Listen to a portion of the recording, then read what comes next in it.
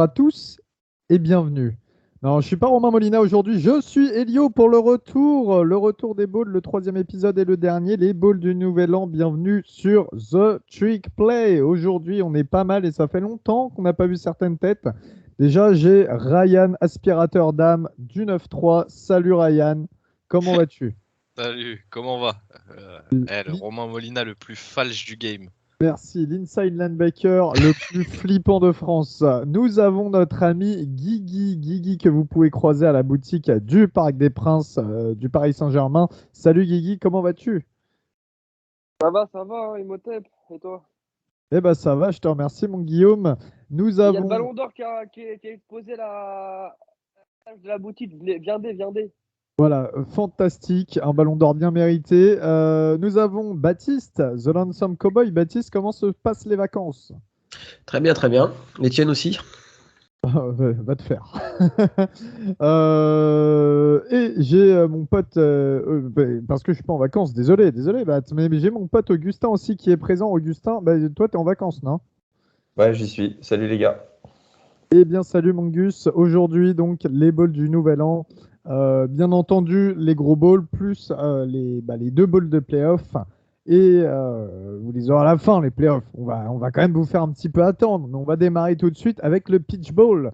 Le pitch ball qui sera dans la nuit du vendredi 31 janvier au 1er janvier, samedi 1er janvier, à 1h du matin. Et qui ira s'affronter le 12e du classement CFP face au 10e du classement. Pittsburgh contre Michigan State. C'est du côté du Mercedes-Benz Stadium d'Atlanta qui devrait être, comme à son habitude, vide. Augustin, ça fait une sorte de rencontre un petit peu équilibrée entre ces deux équipes. Est-ce que tu peux nous parler un petit peu de ce bowl qui s'annonce plutôt intéressant? Alors oui et non. Oui, évidemment, c'est qu'est-ce que je dis moi, un bowl qui s'annonce équilibré parce que ce sont deux équipes qui sont assez similaires, qui ont eu une saison régulière assez similaire. J'entends par là que Pitt et Michigan State à aucun moment étaient attendus à ce niveau-là. À aucun moment on pensait que Pitt allait faire une saison en 11-2, sauf Guillaume dans sa preview. Là pour le coup, bravo Guillaume. Et Michigan State, c'est pareil, qui aurait Merci, parié hein. sur une saison en 10 victoires et 2 défaites, dont une victoire face à Michigan qui est maintenant en playoff. Personne, en fait, tout simplement. Donc au niveau de cette rétrospective, Pitt gagne l'ACC Championship et Michigan State, malheureusement, n'ira pas en finale de la Big Ten, puisque c'est Michigan qui en a été vainqueur face à Iowa. Bah, ça, voilà, ce sont les problèmes de jouer dans la division la plus dure du pays. C'est 5 minutes de podcast. Le tacle à la gorge, de la SEC d'entrée de jeu. Voilà, c'est ça. 5 minutes de podcast et déjà un petit tacle pour la SEC. Je parlais de la Big East comme division la plus dure du pays. Je pense que c'est le cas cette année, si on peut faire une petite parenthèse. Donc voilà, ce sont deux équipes qui arrivent avec à peu près le même statut, celle d'équipe surprise. Et c'est pour ça qu'on pourrait croire dans un premier instant que c'est un bowl qui a un petit peu moins d'intérêt parce que ce ne sont pas aujourd'hui, sur la dynamique des 5 dernières années, les deux plus grosses équipes, mais c'est un match qui, je pense, sera sportivement très intéressant, bien que ça, c'est la première chose qu'on a appris maintenant il y a quelques jours. Des grands joueurs de ces deux équipes seront absents. On commence avec Michigan State et Kenneth Walker, le running back, qui a remporté le Doc, j'oublie toujours, oui, le Doc Walker Award, récompensant le meilleur running back du pays, qui ne sera pas là. Lui, on pouvait s'y attendre étant donné son poste. Et là, ça fait un petit peu, ça a été un peu une surprise. Kenny Pickett, le quarterback de Pitt, qui a été finaliste au Heisman, qui faisait partie des 4, a décidé lui aussi de ne pas participer. Alors, je sais qu'aujourd'hui, c'est un petit peu plus facile d'opt-out qu'avant, parce que vous savez, il y a eu cette jurisprudence Jalen Smith, on excuse les joueurs, enfin, c'est bien normal, hein. Mon idée, c'est pas de dire ouais, le joueur c'est un connard, il participe pas au bowl. J'ai un petit peu du mal à comprendre cette décision de Pickett, parce que c'est un quarterback, et je pense vraiment qu'il a tout à gagner sur ce bowl, du moins il a pas grand chose à perdre en fait. Surtout quand tu vois la gueule de la secondary de Michigan State. Ouais, puis, clairement. parce que je veux dire, le mec, ça fait 4 ans qu'il joue titulaire à Pitt. Il pouvait se blesser ces 4 années. Je vois pas pourquoi tu viendrais ne pas participer au dernier match, qui est d'ailleurs le plus important de ta carrière. Pittsburgh ne reverra pas de sitôt un pitch ball, un ball du Nouvel An. Certes, je comprends évidemment le côté argent. Il a envie de sécuriser son avenir en évitant une blessure. Mais là, je pense que ça se fait au détriment évidemment du sportif, parce que la rencontre va perdre son meilleur joueur. Mais surtout, je trouve qu'elle est un petit peu incompréhensible. Je sais que toi, Guillaume, t'es pas forcément du même avis. C'est pas forcément que je suis pas du même avis, c'est que, évidemment, comme tout fan de foot, ça m'embête que lui soit pas là, au même titre que Kenneth Walker soit pas là, tu vois. Parce qu'on se prive, du coup, une dernière fois de très bons joueurs de college football. Et donc, effectivement, c'est dommage. Maintenant, pour Walker, donc c'est un running back, donc on va dire que ça se comprend. Mais pour Pickett, en fait, moi, mon explication, mon début d'explication en tout cas, c'est le mec on lui a tellement jamais dit que tu seras drafté. Personne n'imaginait ça, en fait. Ou pas dans les tours auxquels on commence à l'annoncer là actuellement. C'est inespéré pour lui. Et donc, moi, contrairement à toi, Gus, bon, je pense pas qu'il puisse monter encore plus haut. Là, il y a certaines personnes qui le mettent dans le top 5 des QB à la draft. Si je m'étais amusé à vous dire ça en début de saison, en plus du 12-2, je pense que vous aurez commencé à me tirer dessus, tu vois. Et même moi, je ne le pensais pas. Maintenant, là, ça commence à être une réalité que Kenny Pickett fait partie des 5 meilleurs QB dispo à la draft. Donc, il y a un moment, le mec s'est dit attendez, il y a un truc de ouf qui est en train de se passer. Je vais possiblement être drafté dans les 2 premiers jours, pardon, dans les 3 premiers tours. Vas-y, viens, on arrête les bêtises et on va pas prendre de risque, soit de faire une énorme contre-perf, soit de prendre une blessure. Donc pour moi, il a trop à perdre en fait. Moi, je suis pas du tout d'accord. En plus, moi, je pense qu'il a rien à perdre et en plus, ça pourrait. Je trouve que ça entache sa legacy, en tout cas son héritage qu'il peut laisser à Pitt. Je trouve ça très dommage de la part de Pickett. Walker, je le comprends un peu plus, c'est un running back, comme tu disais, Guigui. On sait que voilà, si les running backs ont une chance d'être draftés très haut, il faut l'apprendre et pas risquer des blessures sur un match presque sans enjeu. Mais Pickett, vraiment, je la comprends pas et je trouve que c'est même presque impoli envers Pitt, en tout cas de mon point de vue. Pour mettre en relief quand même qui est Kenny Pickett, pour ceux qui le connaissent mal, Pickett avant 2021, il avait lancé au maximum dans une saison 13 touchdowns. Voilà. Cette année, il a lancé 42 touchdowns, 7 interceptions, il a couru pour 5 touchdowns. Il a fait à peu près 4320 yards, il me semble, à la passe. Donc, c'est vrai qu'il sort d'une saison assez exceptionnelle. Il est sorti nulle part. Là, il passe sur tous les boards. Après, encore une fois, hein, c'est j'ai plus le mot en français, mais ça y est, je fais trop l'américain, là, j'ai plus le mot en français. Non, mais enfin bref, c'est pas clair, tu vois, mais j'ai plus le mot. Je suis désolé. Bref, je vais arrêter de parler de Kenny Pickett. Mais en revanche, voilà, il commence à monter sur des boards, soi-disant, parce qu'on sait jamais, c'est un peu des écrans de fumée aussi. Et je pense qu'il veut profiter de ça, il voit les dollars venir. Voilà, Guillaume l'a expliqué. Et c'est vrai que d'un point de vue, comme disait Baptiste, hein, Michigan State, le secondary, c'est pas forcément ça. Donc il avait un petit peu tout à gagner aussi à jouer ce match. Mais si jamais il se foirait sur ce match-là, est-ce que ça n'aurait pas fait revoir les choses pour certains scouts? C'est aussi là où est la petite nuance. Donc, il y a trop de calculs. Tu vois, moi, ce qui me gaffe, c'est que les mecs jouaient, quoi. Après, on verra. Enfin, je trouve que c'est assez dommage. C'est un ball du nouvel. Alors, j'ai pas les stats en tête. Je sais pas depuis combien de temps Pitt n'a pas joué de ball du nouvel an, mais c'est des opportunités qui n'ont pas lieu tous les ans. Et je trouve ça dommage. Ça va un petit peu à l'encontre du jeu. Voilà, parce que louper le fameux Idaho Potato Bowl, je m'en fous. Louper un ball du nouvel an, je trouve c'est un petit peu dommage, sachant que. D'accord. En plus, voilà, le match-up était quand même intéressant. Et en face, il y a une équipe de Michigan State, comme on a dit, avec la secondaire un peu bancale, ce qui fait qu'il y aurait probablement eu des gros stats pour Pickett. Voilà. Alors peut-être que ça vient du fait que Mark Whipple, le coordinateur offensif, soit parti à Nebraska. Peut-être, j'en sais rien. Voilà, c'est un petit peu dommage parce que c'était une affiche dont personnellement j'avais très envie de voir. Et là, c'est une affiche qui a quand même pris du plomb dans l'aile avec les deux opt-out, notamment celui de Pickett. C'est un petit peu dommage. Je trouve que ça laisse un goût amer au niveau de l'affiche. Du coup, Kenny Pickett sera remplacé par Nick Patty. Nick Patty, c'est un redshirt senior qui est là depuis pas mal de temps à Pitt. Enfin, logiquement, du coup, ça coule de source. Du côté de Michigan State, Jalen Naylor, le receveur, est incertain parce qu'il a une blessure, tout simplement. Et on parlait de dollars tout à l'heure.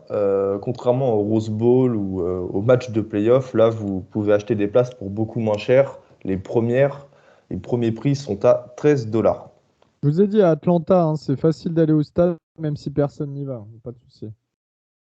Sauf pour Atlanta United où c'est bien plein. Ouais, pas faux. Vous avez les conseils d'Elio et Baptiste.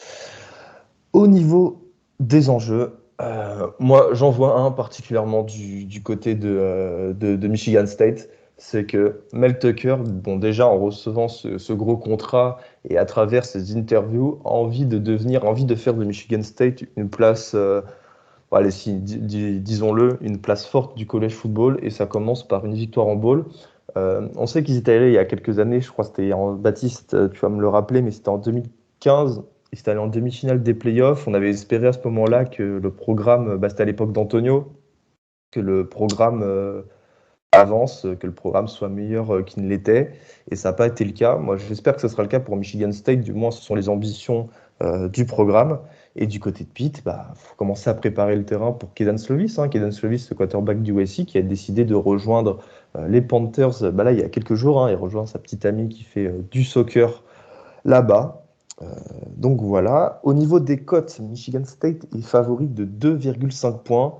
Jusque-là, logique. Et le moment le plus important, les gars, je vais vous demander quels sont vos pronostics. Je commence par toi, Ryan. Moi, je vois bien Pittsburgh surprendre Michigan State, en fait. Je m'explique rapidement là-dessus. Pour moi, comment dire, l'absence de Kenneth Walker peut être beaucoup plus préjudiciable à Michigan State que celle de Pickett à Pittsburgh, dans le sens où quand tu installes sur toute une saison un jeu au sol aussi imposant et qui fait vraiment ta force, c'est difficile quand tu perds justement ton running back star, tu vois. Et c'est le genre de truc qui peut en fait faire la diff assez rapidement si la défense de Pittsburgh arrive à faire des arrêts un petit peu clutch, tu vois, sur des 3e et 1, 3e et 2, tu vois, des trucs où si Walker avait été là, t'aurais peut-être pris en fait ces plus 2 yards, ce plus 3 yards, tu vois. Et petit à petit, le doute il peut commencer à rentrer dans la tête de tes linemen et à partir de là, en fait, tu sais, la machine est grippée, tu vois ou pas. Donc après, je dis pas que l'absence de Kenny Pickett va pas faire du mal aussi à l'attaque de Pitt, hein, mais je pense que l'absence de Walker sera plus préjudiciable que celle de Pickett. Donc je vois bien Pitt faire chuter Michigan State. Ok, merci Ryan. Elio? Moi justement c'est l'inverse, je vois plus Michigan State remporter ce match dans le sens où finalement dans les airs on a vu que c'était pas non plus cata, Peyton Turn.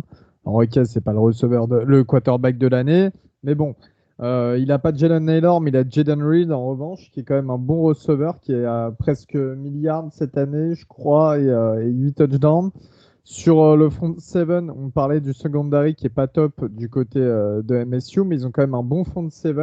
Je pense notamment à Panasiuk, le DN. Il y a pas mal de plaquages et de sacs à accorder à Michigan State. Est-ce que Pittsburgh, en l'absence du cordeau offensif qui vient de partir d'un seul coup, en l'absence de Kenny Pickett, et avec Nick Patty, alors j'ai essayé de regarder un petit peu hier, j'ai essayé de regarder un petit peu ce qu'il avait lancé, il a quasiment rien lancé en quand même 4-5 ans du côté de Pitt. Est-ce que ça va fonctionner face à Michigan State? Je suis pas très sûr. Après, voilà, ça va être aussi au talent du coaching. Je pense que Mel Tucker a un léger avantage, donc pourquoi pas Michigan State, ouais. Guigui, qu'est-ce que t'en penses? Moi, je vais mettre Pittsburgh de 1 TD avec 2 TD de Jordan Addison. Oui, évidemment, on a oublié de le mentionner, Ouais. mais Jordan Addison qui a remporté C'est le pour te Biletnikoff lancer, récompensant le meilleur receveur du pays, qui sera vraiment le meilleur joueur du match et le plus intéressant à regarder cette année. C'est 1500 yards et 17 touchdowns. Baptiste, ton pronostic? Moi, je vais dire les Spartans, parce que je pense que l'absence de Pickett sera trop préjudiciable pour Pitt.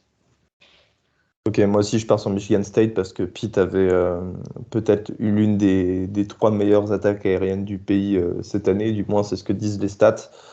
Et là je pense que l'absence, elle va coûter trop cher. En plus ils ont perdu leur cordeau offensif. Non, non, c'est pas bon. Victoire Michigan State, mais j'aimerais que Après, Pitt l'emporte.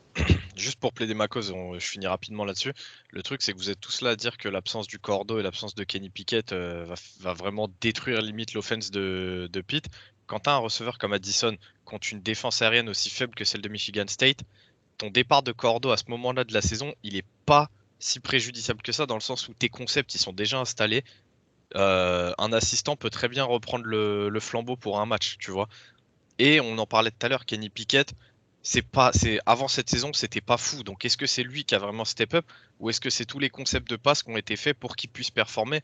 Et dans ce sens-là, bah tu te dis que Nick Patty, on l'a jamais vu lancer. Pourquoi lui ne réussirait pas sur un match à faire du sale, tu vois? Parce que Kenny C'est Pickett, il est juste. parti. Ouais, quel boy. Bon, allez, je garde la parole.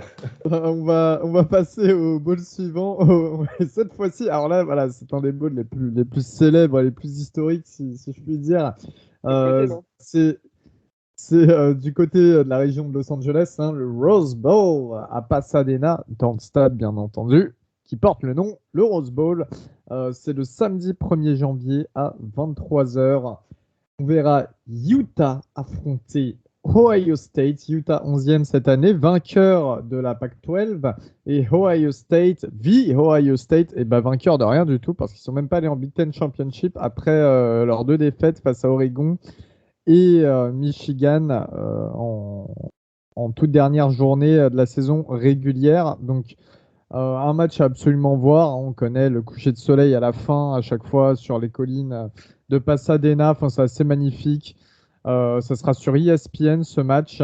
On revient sur les saisons régulières des 2 équipes. Hein. Utah qui a gagné 10 matchs pour 3 défaites, dont la doublette, hein, double victoire face à Oregon. On en parlait souvent, mais Utah qui a été le bourreau des Ducks.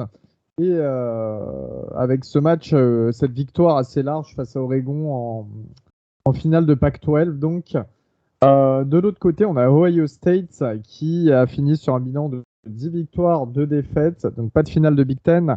Le truc, c'est que Ohio State avait démarré en perdant face à Oregon. On s'était dit, bon, allez, ça y est, c'est l'année, un petit peu de transition pour ASU. Ça se renouvelle au niveau de l'effectif, il y a des joueurs qui doivent step up. Et puis d'un seul coup, ils sont partis sur une super dynamique, un super rythme. On sentait qu'il pouvait y avoir quelques failles encore, mais bon, on se disait, ça y est, bon, ils sont partis pour faire une saison playoff. Et finalement, non, il y a cette défaite assez extraordinaire face à Michigan dans le Z-Game en dernière journée qui a tout fait basculer pour les Buckeyes. Ils se retrouvent quand même avec un très beau bowl, hein, il n'y a pas de souci là-dessus. Alors, au niveau de l'historique, un petit peu de cet affrontement, eh bien, Utah et Ohio State ne se sont affrontés qu'une fois, messieurs, pour une victoire d'Ohio State en 1986. Donc, on remonte dans les 80s. Pour la présence des joueurs, on parlait de Kenny Pickett et Kenneth Walker qui ne seraient pas là. Pour l'instant, tout le monde est prévu.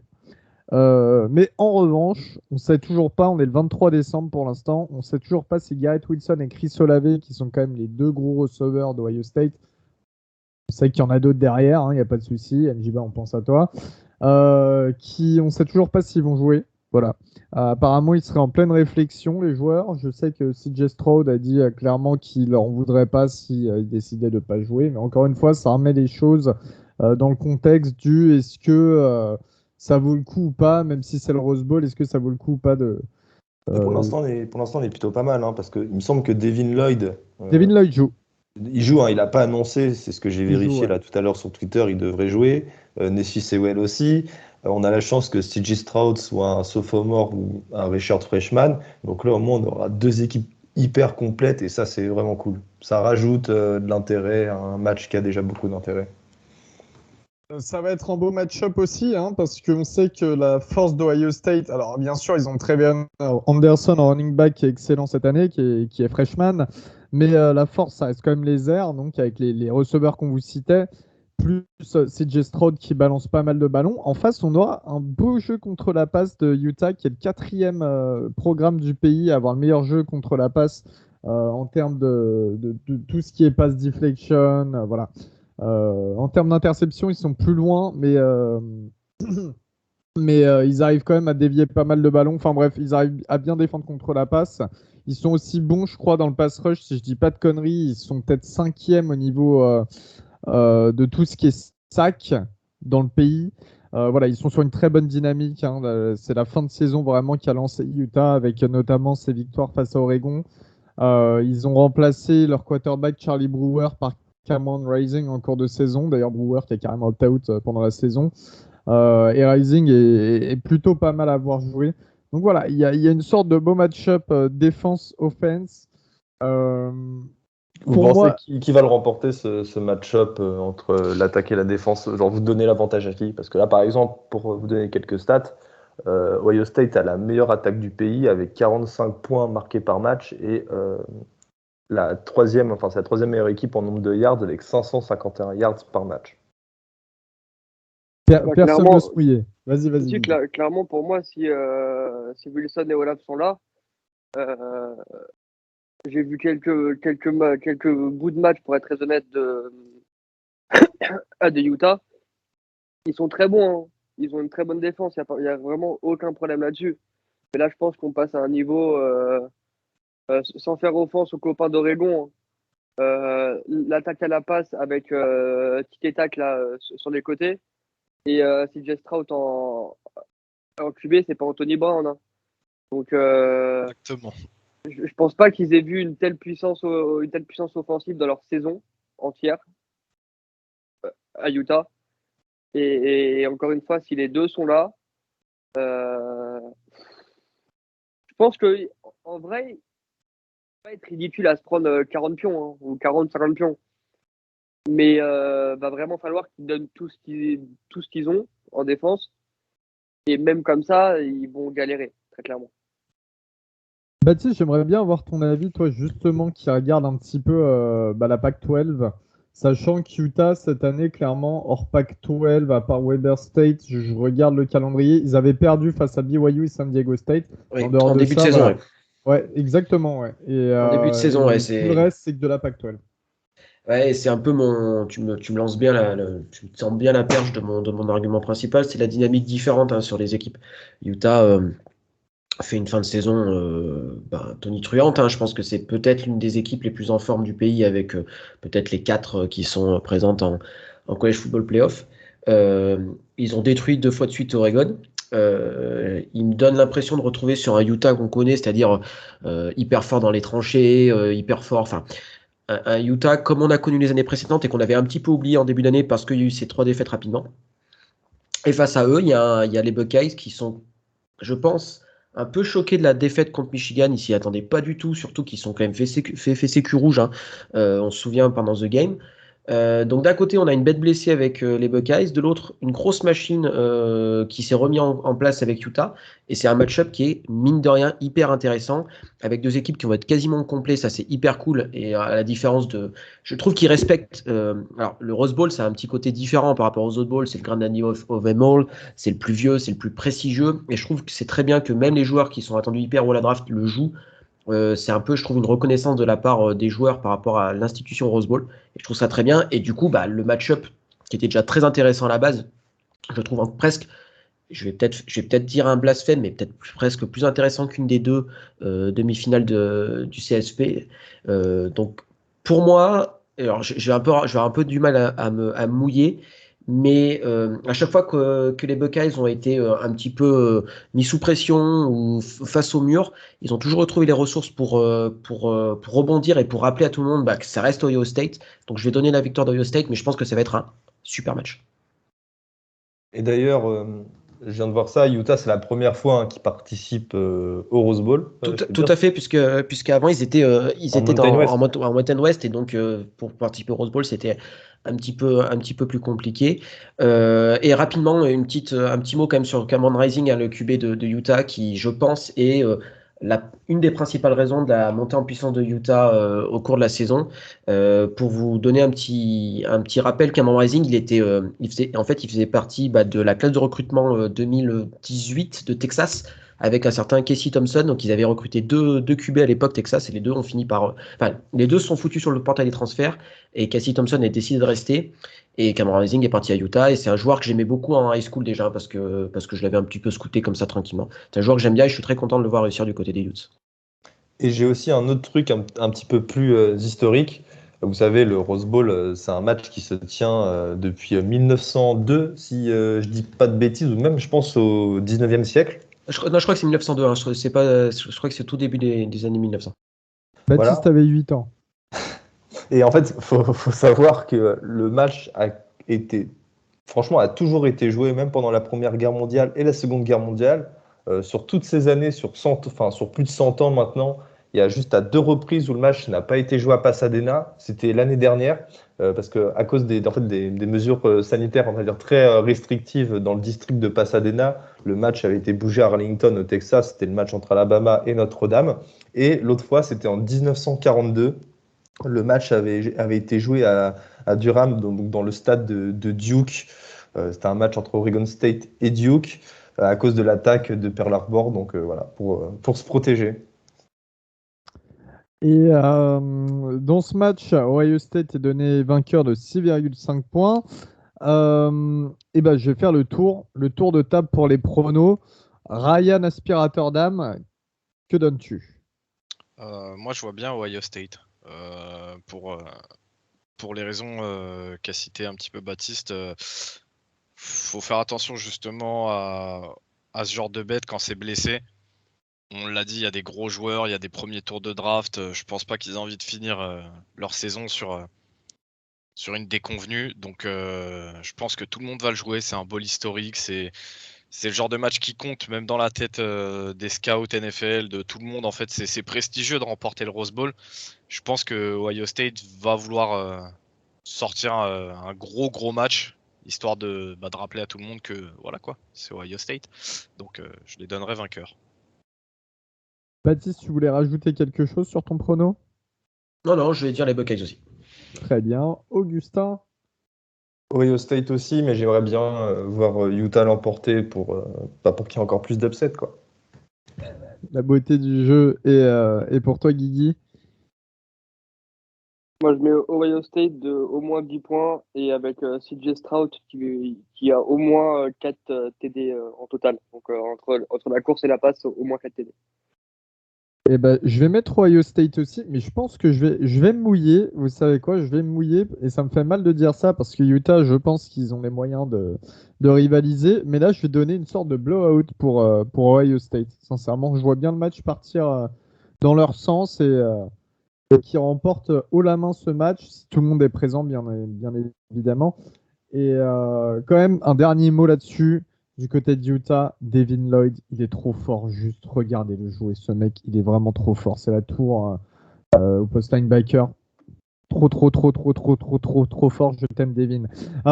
Du côté du Sugar Bowl, cette fois-ci, et oui, dans la nuit du samedi 1er janvier au dimanche 2. Donc voilà, vous enchaînez des super matchs. Hein.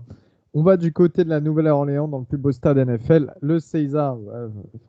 C'est le nouveau nom, Caesars Superdome sur ESPN pour voir Baylor affronter Ole Miss. Baylor numéro 7 cette année, Ole Miss numéro 8. Alors bien évidemment, on sait qu'on aura notre envoyé spécial là-bas. Je ne sais pas si il pourra nous sortir grand-chose en vidéo ou quoi que ce soit parce qu'à mon avis, pendant le match, il aura déjà bien bu. Ça sera un envoyé d'ailleurs très spécial, notamment dans sa tête.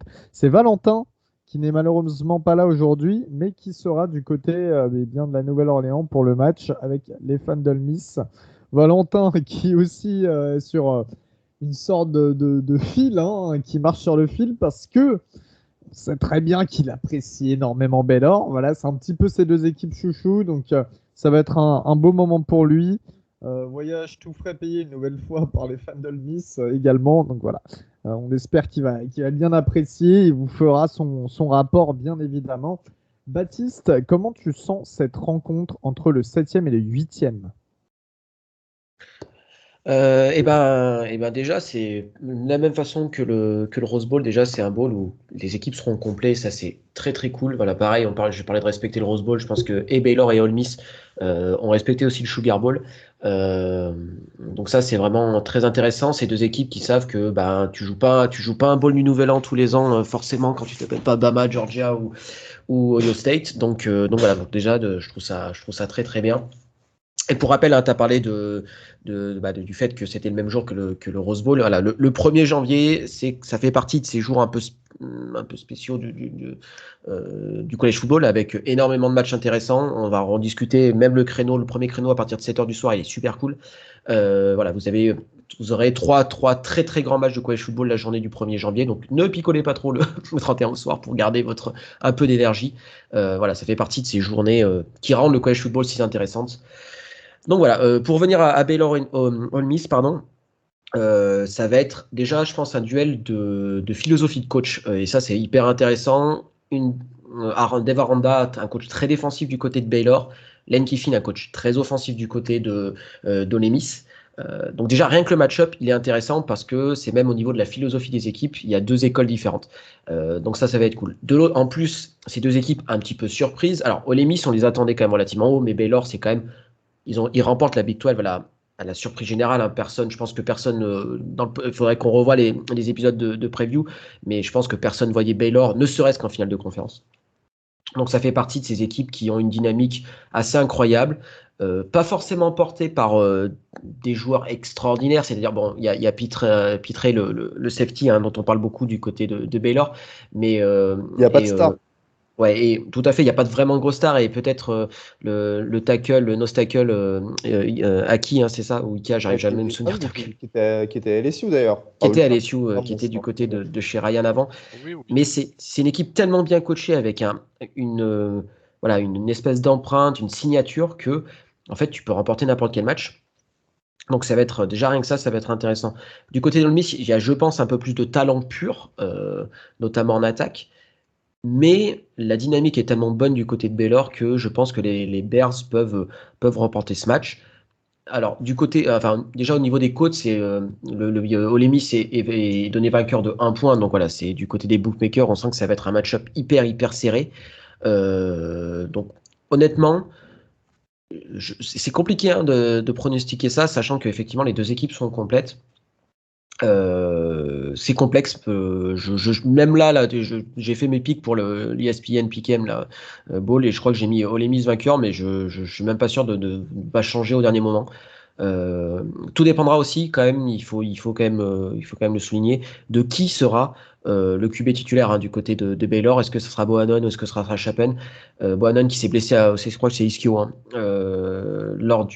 c'était le match tac. Ils ont joué contre qui juste avant? C'était Texas Tech. Non, c'était pas Oklahoma. Peut-être Oklahoma. Parce qu'il me semble que leur nouveau quarterback là, Shapen avait déjà 1 ou 2 matchs dans les jambes avant la finale. Ouais, tout à fait. Donc voilà, donc ça sera un peu l'incertitude. Je pense aussi que dans ce jeu de poker menteur qui a aussi lieu du côté de Georgia, on en discutera un peu plus tard. C'est important d'envoyer des signaux un peu contradictoires pour l'équipe adverse pour savoir est-ce que tu vas jouer avec Bohannon ou est-ce que tu vas jouer avec Shapen parce que tu mets pas le même plan défensif en place en fonction du QB que tu rencontres. Bohannon est quand même un peu plus dual threat que Shapen qui est un peu plus un passeur, pardon. Donc ce petit jeu de poker menteur, il a toujours lieu. Je pense que Bohannon va jouer parce que s'il ne jouera pas, s'il n'avait pas joué, je pense qu'il aurait annoncé. Et sur Instagram, il a répondu à une question en disant qu'il jouera. Voilà, sans plus de précision. Mais je pense que le résultat du match sera peut-être dicté par qui sera le QB titulaire du côté des Bears. Augustin, tu as 2-3 petits mots à dire sur ce match? J'ai beaucoup aimé l'attitude de Matt Corral en conférence de presse quand un journaliste lui a posé la question quant à un éventuel opt-out. Et il a répondu que c'était grâce à ses coéquipiers qu'il était là où il était, qu'il allait être drafté au premier tour. Enfin, il ne l'a pas dit exactement, mais c'est ce qu'il entendait. Et qu'il ne pouvait pas leur mettre un plan comme ça à la fin, leur poser un lapin. Et j'ai beaucoup aimé cette attitude et ça vient un petit peu voilà, se mettre en opposition avec Kenny Pickett et bravo Matt Corral. D'ailleurs, je me demande, vu que les deux équipes, il y a quand même pas mal de joueurs qui partent à la draft de part et d'autre du terrain. Euh, je me posais cette question, est-ce que le fait que Lane Kiffin et Dave Aranda soient quand même des coachs connus pour leur tempérament, leur attitude, est-ce que vous pensez que ça n'avait pas joué sur la décision des joueurs? Voilà. Très clairement, si. Je pense que quand tu fédères ton équipe autour de toi, c'est plus compliqué derrière de opt-out. Je pense qu'ils ont. Lane Kiffin fait de l'excellent travail du côté d'Ole Miss, hein, je l'ai dit plusieurs fois. Je pense que c'est un programme qui correspond à Ole Miss et Lane Kiffin. Enfin, ils se correspondent mutuellement bien. Enfin, c'est un mariage qui a du sens.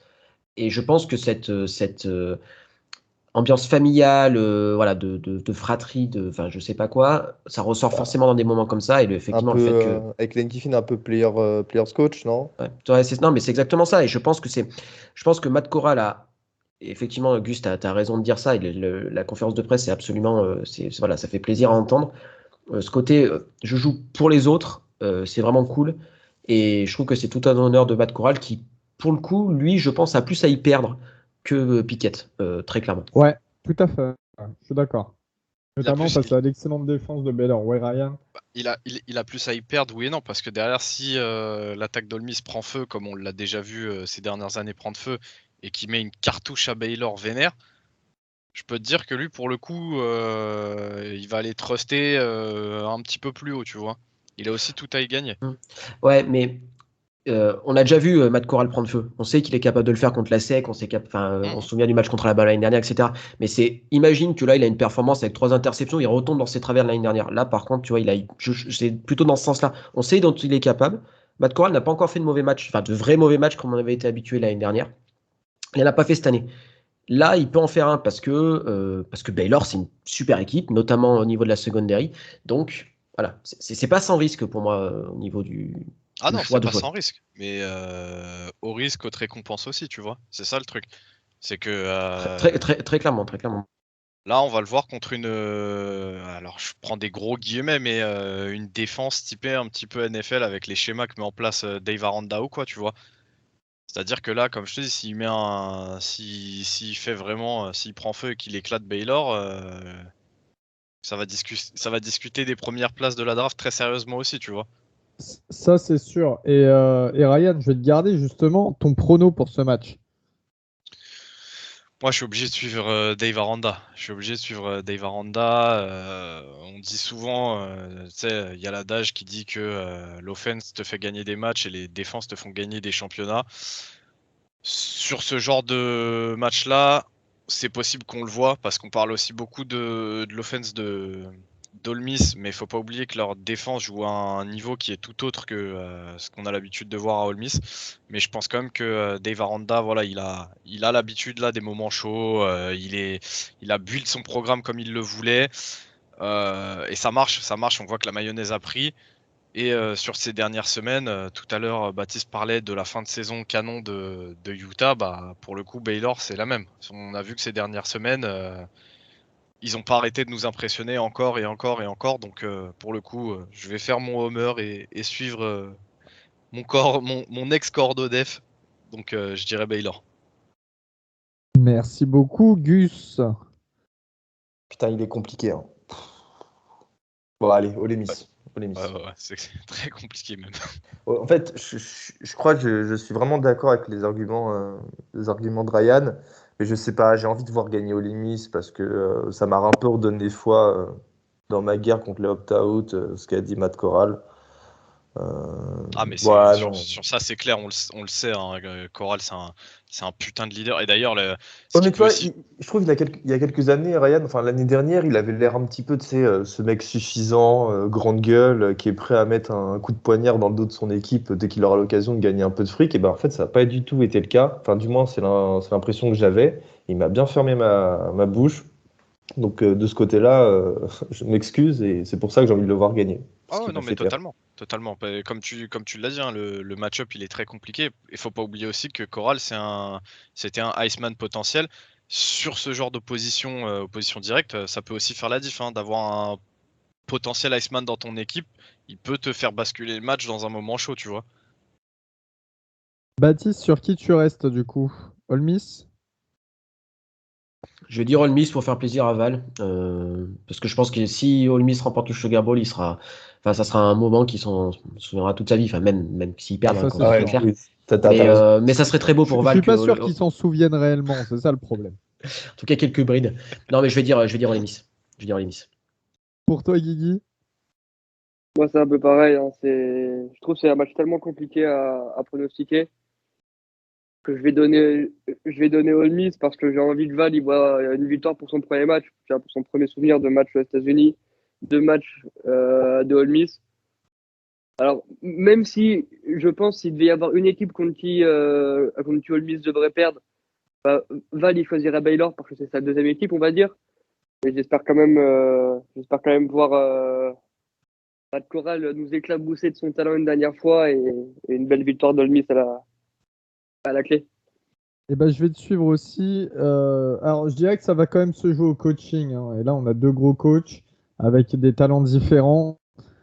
Si Matt Corral, on en parle, alors, je suis désolé, à chaque fois, voilà, on réduit l'équipe un petit peu à un seul joueur. C'est malheureux, mais c'est vrai aussi parce que c'est le type de joueur qui peut te changer un match.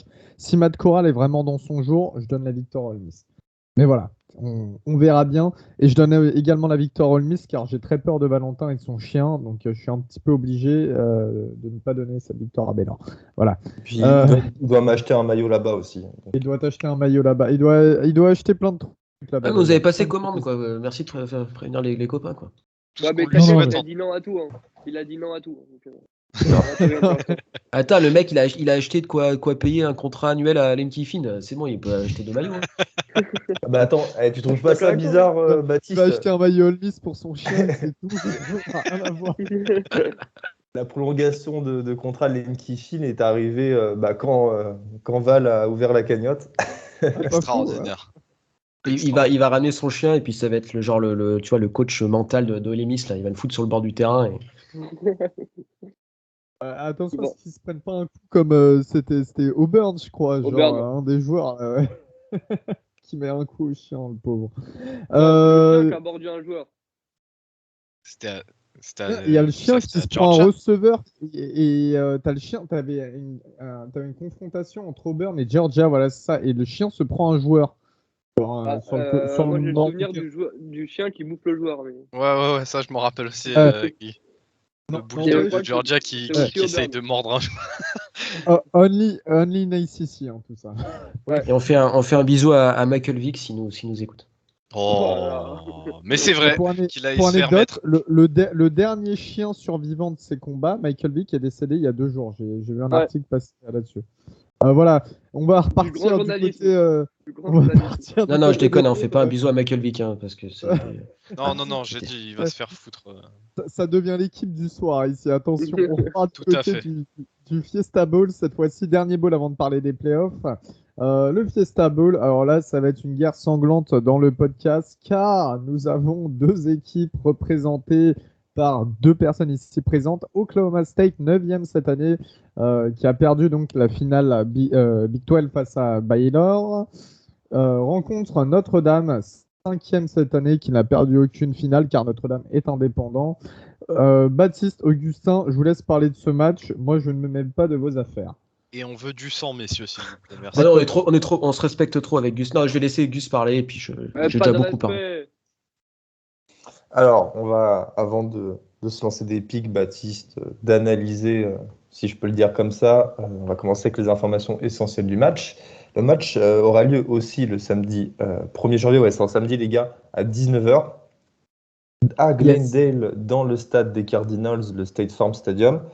Voilà, comme d'habitude, le Fiesta Bowl a toujours lieu là-bas. Et le match sera diffusé sur ESPN. Pas besoin de faire la rétrospective de la saison régulière. Ou du moins, ce que je te propose, Baptiste, je vais faire la mienne et après tu vas faire la tienne. Moi, ça va plutôt être rapide. Euh, Notre-Dame, on sort d'une année où on est allé en play-off avec une ligne offensive qui est partie en NFL, avec un quarterback qui était notre titulaire depuis 3 ans, avec des stars en défense comme Jeremy Owusu-Koramoah. Le quarterback titulaire avant, c'était Ian Book. Donc, on s'attendait à une saison un petit peu compliquée parce qu'il y avait beaucoup de renouvellement. Et c'est ce qui nous est paru, en fait, lors des premiers matchs. On a eu beaucoup de mal. On a failli perdre face à Florida State et Toledo. Mais de match en match, Baptiste parlait de dynamique tout à l'heure, de match en match, on s'est amélioré. On a commencé à mettre de plus de points, à battre toutes les équipes.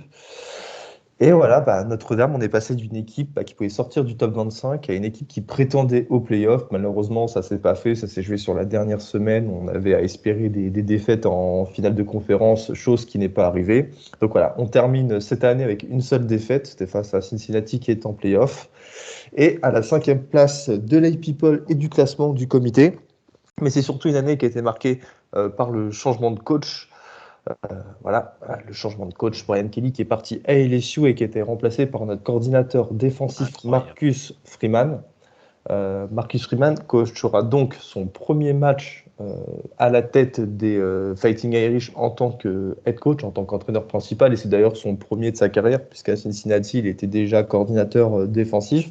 Donc de ce point de vue-là, ça va être intéressant de voir ce qu'il a dans le ventre en tant qu'entraîneur en chef. Moi, je ne suis pas vraiment le spécialiste pour parler de ça sur les aspects tactiques du jeu, mais j'espère que ça ne va pas trop porter de préjudice à notre match, parce que voilà, c'est quand même un autre métier d'être head coach et d'être cordeau offensif ou défensif. Donc de ce côté-là, je trouve que ça va être hyper intéressant.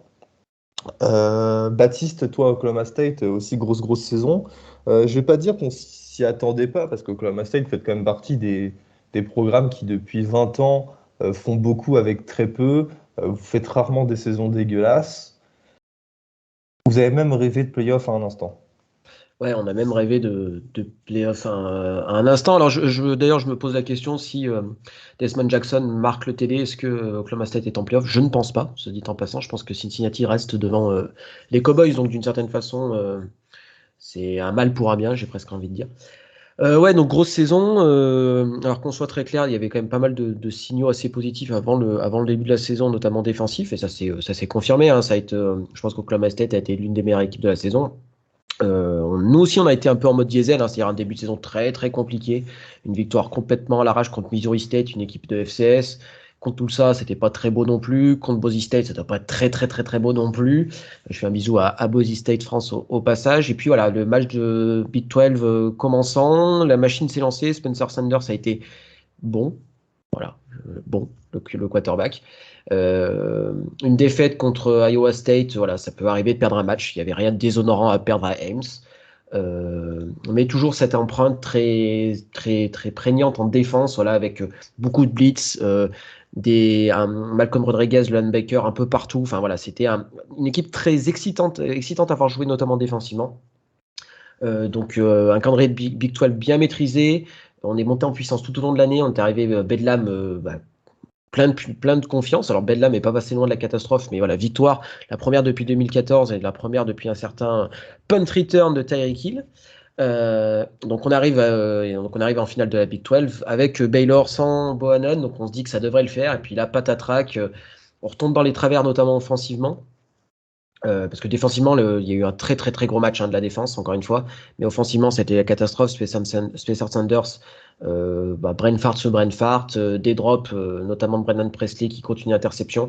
Donc une fin de saison amère, et ça, il faut quand même pas qu'on oublie, sachant qu'en plus se rajoute là-dessus le départ de Jim Knowles, le coordinateur défensif pour un autre OSU, la personne de Ohio State. C'était très bien, mais cette fin de saison, en fait, c'est un peu cette impression que il n'y a jamais rien qui peut tourner dans le bon sens, quoi, pour ces programmes. Tu as l'impression que même quand tu bats OU, derrière, tu te retrouves à un retour de karma. Alors, je sais pas ce qu'on a fait pour mériter ça, mais c'est un petit peu frustrant. Toujours est-il que ce match-up dans le Fiesta Bowl contre vous, Gus, bah moi, il me fait énormément plaisir parce que j'ai énormément de respect pour le programme de Notre-Dame, j'ai énormément de respect pour le Fiesta Bowl et j'ai énormément de respect pour Marcus Freeman et je suis très content qu'il devienne votre head coach. Donc ça va être très intéressant pour la première confrontation entre les deux programmes qu'on ait un match-up un peu nouveau avec voilà, une équipe de Notre-Dame qui a l'air presque revitalisée. Je ne sais pas ce que tu en penses par l'arrivée de Marcus Freeman. Alors, je ne sais pas ce que ça va donner Brian Kelly du côté de LSU. On fera le point avec Ryan, je pense, sur les épisodes preview et puis tout au long de la saison prochaine. Mais je me demande, moi, concrètement, si c'était pas un mal pour un bien, aussi bien pour LSU que pour Brian Kelly, pour LSU et Notre-Dame, en fait, finalement, ce départ de Brian Kelly ne fait pas du bien à tous les deux, aux deux programmes. Donc on verra ça. Donc je suis très très excitant ce match-up. Et puis voilà, alors moi je peux regretter que Notre-Dame soit pas au complet, Gus, puisque notamment dans la secondary, vous avez tout le monde qui n'est pas là malheureusement. Oui, déjà, Kyle Hamilton, notre safety, qui ne sera pas là. Mais là, de ce côté-là, c'est pas très emmerdant. Enfin, évidemment, d'un point de vue comment dire, purement sportif, parce que évidemment, ne pas avoir un playmaker comme Kyle Hamilton dans un match, c'est chiant, quoi. Ce sont ces joueurs qui participent à la beauté de ces rencontres. Et Kyren Williams, le running back, qui sera lui aussi absent. Alors là, je me fais pas trop de soucis parce qu'on a une running back room qui est chargée, qui est remplie au possible. Donc voilà, de ce côté-là, ce sont nos deux stars qui sont absentes, qui ont décidé de se préparer en vue de la draft. Après, comme je te disais, Bat, je pense que ça n'aura aucune incidence sur le match parce que Kyle Hamilton, il est blessé depuis le match face à UNC, c'était début octobre. On a très bien continué sans lui. Et Kyren Williams, bon, évidemment, t'as un joueur électrique qui peut te faire des trucs de malade, qui n'est pas là, mais il sera très bien remplacé. Voilà. C'est plus sur le spectacle que ça peut être préjudiciable. Après, sur le jeu, ça n'aura pas trop d'impact. Les amis, vas-y, Bat. Vas-y. Non, c'était simplement pour. Je suis assez d'accord, c'est-à-dire que je pense que ils ont pris l'habitude de jouer sans Kyle Hamilton, donc ça va pas trop vous déranger, on va dire. Après, voilà, j'ai hâte de voir ce que va donner T. Martin contre notre receveur un peu star, on va dire, contre votre secondary. Et puis j'ai hâte aussi de voir du match-up votre offensive line, qui est peut-être pas aussi bonne, enfin, qui est moins bonne que ses prédécessrices, on va dire. Face à notre DL qui est quand même notre force. Qui est la meilleure du pays, Baptiste, non? En nombre de sacs et de plaquages pour perte. Peut-être pas la meilleure du pays, mais en tout cas l'une des meilleures, et notamment avec le duo de defensive end Brock Martin, le super senior, et Colin Oliver, le true freshman. Donc voilà, un peu duel de génération. Donc ça va être très intéressant. Ça vous donnera l'occasion de découvrir un peu les joueurs d'Oklahoma State, parce que je ne sais pas si vous avez trop l'occasion, vous auditeurs, de regarder Oklahoma State. Voilà, il y a pas mal de joueurs très intéressants. Je vous ai parlé notamment de Malcolm Rodriguez, le linebacker, qui est une espèce de machine à plaquage, un joueur très voilà, qui donne tout sur le terrain, un joueur que j'apprécie énormément et qui fera beaucoup de mal quand il partira, puisque ça sera son dernier match. Et puis voilà, Colin Oliver, le true freshman defensive end. Voilà, pareil, un des meilleurs true freshmen du pays cette année, et super électrique, pas un gros physique, mais très technique, ce qui fait qu'il compense en fait. On est loin d'un physique à la Myles Garrett, si vous voulez, en defensive end, mais voilà, il sent très bien le jeu et c'est très très important. Et petit point historique, voilà, pour mettre fin à cette preview. La dernière fois que les deux équipes sont allées au Fiesta Bowl, bon, déjà pour Notre-Dame, c'était le 1er janvier 2016, donc pour la saison 2015. On avait perdu face à Ohio State à l'époque. Et vous savez, cette match où Jalen Smith s'était blessé, et ça lui avait coûté le premier tour de la draft. C'est la jurisprudence Jalen Smith, comme on dit aujourd'hui, qui provoque les opt-out. Et vous, Oklahoma State, Baptiste, c'était la saison 2011, votre saison 2011 exceptionnelle. Tout à fait, contre Stanford. Où vous battez Stanford en overtime, si je ne dis pas de bêtises. Ouais, c'était le Stanford mené par un certain Andrew Luck, et je crois qu'il y avait Richard Sherman aussi. J'ai un doute comme ça de tête. Non, je crois que Richard Sherman. Ah, il était déjà parti. Il était déjà parti. 2007 ou 2008, ouais. Oui, effectivement, non, parce qu'il est 88, il aurait eu 23 ans, donc non, c'était un petit peu plus âgé. Donc non, c'était un super souvenir, un super match, le Fiesta Bowl 2011, enfin 2012 du coup, puisque ça se jouait en 2012. Mais voilà. Donc 10 ans plus tard, on est de retour. Donc en espérant un super match comme on avait vécu. Justin Blackmon avait éclaté la secondary de Stanford à l'époque. Donc en espérant que T. Martin fait toute proportion gardée, bien évidemment, en face de même avec votre secondary, mais je pense que ça va être un match-up hyper cool.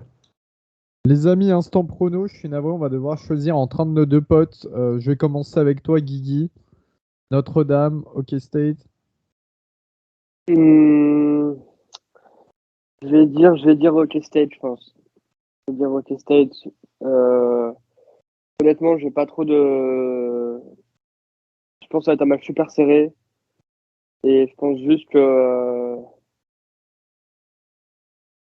bout du compte, je pense que Spencer Sanders peut faire le jeu en plus que Jack Cohn ne fera pas. Donc, ouais, on va mettre Oklahoma State, mais genre de moins d'un TD, quoi.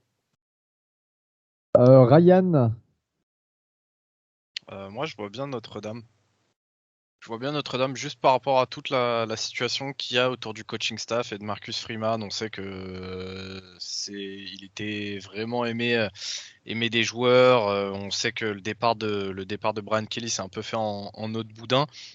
Je vois bien l'effectif en fait se fédérer autour de Marcus Freeman, et même si les calls ou quoi sont pas spécialement ouf pour la première en tant que head coach de Marcus Freeman, voir les joueurs en fait se déchirer la gueule sur le terrain pour justement envoyer un espèce de gros fuck, tu vois, à Brian Kelly, en mode, tu sais, on n'a pas besoin de toi, regarde, même sans toi on peut aller taper des balls importants, tu vois, et qui lancerait un petit peu la carrière de Marcus Freeman en tant que head coach. Je vois bien un délire comme ça.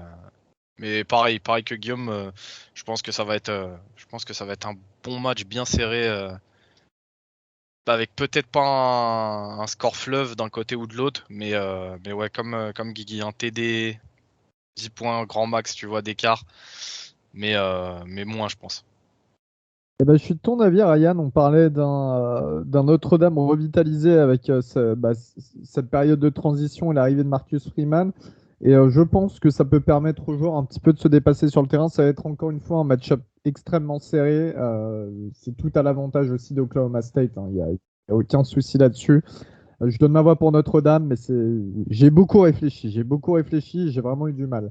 Gus, Bat, juste voilà, si vous allez rester die-hard fan jusqu'au bout de votre équipe ou. Oui, évidemment. Donc, Bien sûr. je vais parier évidemment sur une victoire de Notre-Dame. Et j'aimerais rajouter que Notre-Dame, et ça fait partie des trucs un petit peu voilà, du college football, hein. Vous savez, il y a toujours, j'allais dire des clichés, non pas des clichés, mais des petites phrases qui reviennent, des réputations qui collent à certaines équipes. Ça fait depuis 93 qu'on n'a pas gagné de bowl du Nouvel An, Notre-Dame. À l'époque, c'était le Cotton Bowl face à Texas A&M. On avait gagné c'était à l'époque de Tim Bourne. Et depuis, on a enchaîné 6 défaites en boule du Nouvel An d'affilée. Et là, ça serait vraiment pas mal qu'on en gagne enfin un, surtout pour le premier match de Marcus Freeman. Gus, je vais te garder tout de suite car nous allons passer au playoff, donc College Football Playoff. On a eu quelques soucis, on en parlera dans le second match qu'on va présenter, mais on a eu quelques soucis de Covid très récemment. On sait que là aux États-Unis, avec notamment le variant, il y a une nouvelle flambée de cas. Comment ça se passe si une équipe a trop de joueurs Covid? Alors déjà, c'est hyper simple.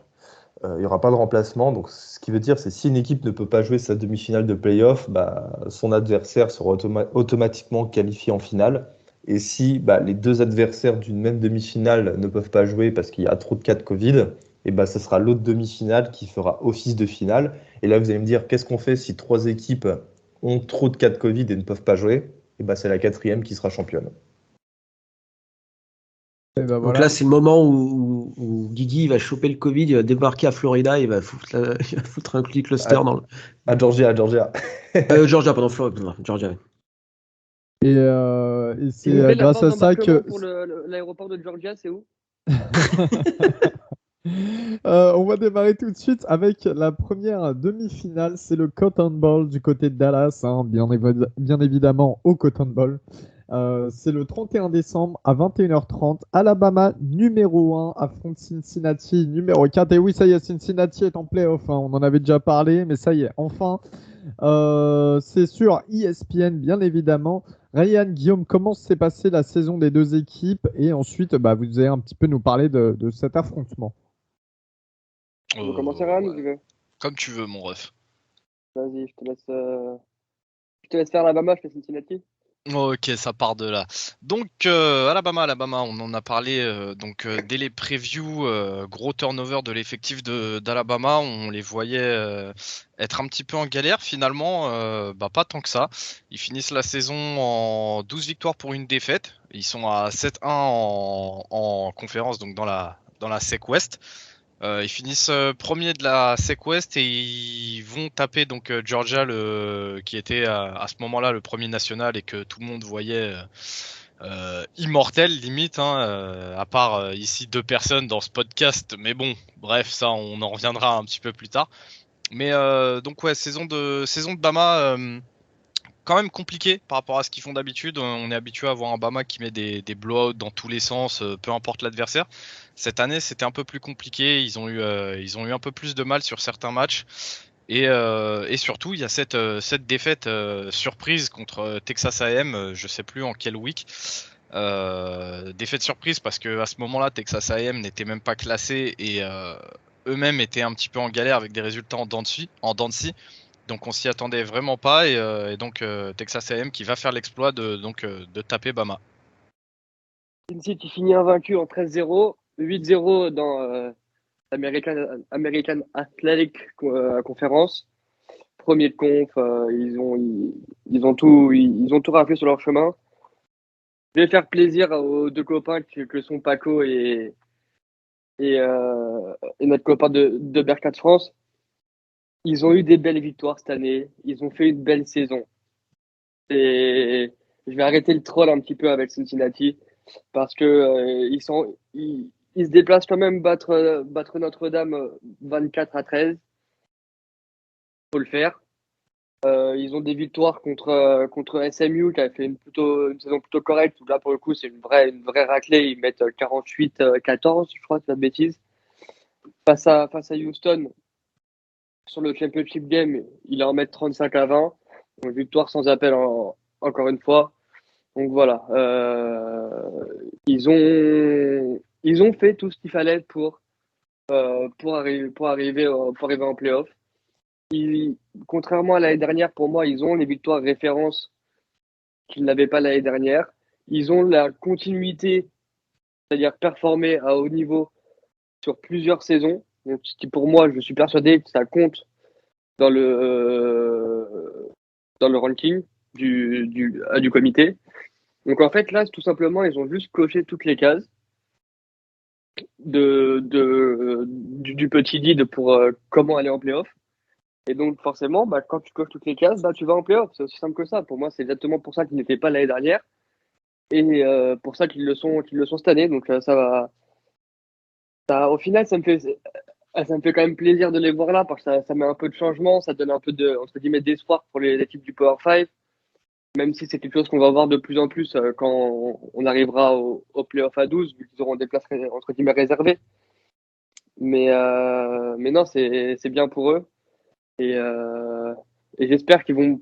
Enfin, j'ai peur de ce match. J'ai vraiment peur de ce match parce que prendre une raclée contre Bama, ça arrive à tout le monde. Tout le monde en a déjà pris des fessées. Mais il faudrait pas que ça arrive. Enfin, faudrait vraiment pas que ça arrive pour moi à Cincinnati maintenant. Parce que là, à mon avis, s'ils prennent une vraie claque, s'ils refont 13-0 l'année prochaine, je suis pas sûr qu'ils vont en playoff. Dans le sens où on vous a donné une chance. Ça fait 2 ans que vous gueulez comme quoi on est injuste parce qu'on est du Power 5, vous voulez pas nous donner une place en playoff. On mérite d'y aller, on a le niveau pour y aller. Mon frère, si tu prends 35 pions dans les 35 pions dans les dents maintenant, ça va être compliqué de justifier l'année prochaine, même avec un 13-0. Donc ça va être intéressant à voir. On va voir ce que Desmond Rider peut offrir face à Alabama. Et on va surtout voir. Moi, c'est quand même un des match-up joueur contre joueur que j'attends le plus de ces playoffs. C'est Sauce Gardner contre les receveurs de Bama. Sauce Gardner Ouais. qui fait sa Sauce Gardner, sa légende à n'avoir jamais encaissé le moindre TD de toute sa carrière en universitaire. Donc, ce qui est impressionnant, mais à un point que je n'ai même pas les mots pour le dire. Il a été visé que 20 fois cette année.